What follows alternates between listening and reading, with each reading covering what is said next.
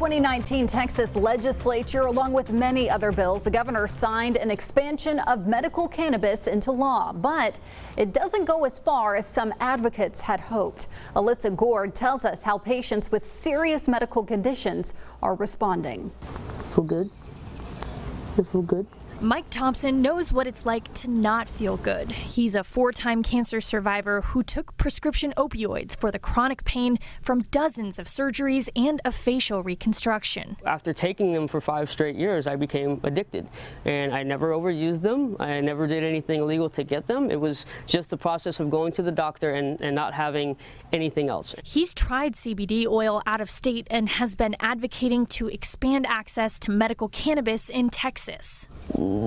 Under the 2015 Texas Compassionate Use Law, only those with intractable epilepsy can be prescribed CBD oil. But once House Bill 3703 goes into effect, those with terminal cancer, multiple sclerosis, autism, ALS, seizure disorders, and diseases like Alzheimer's and Parkinson's can get low THC CBD oil as well.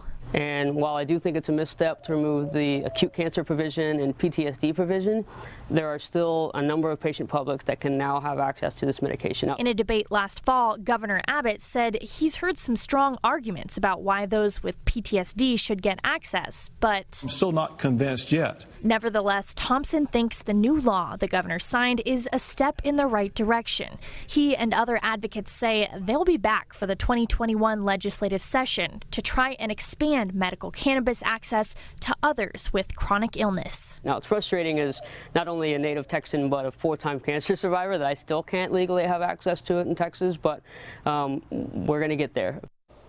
And that was Alyssa Gord reporting.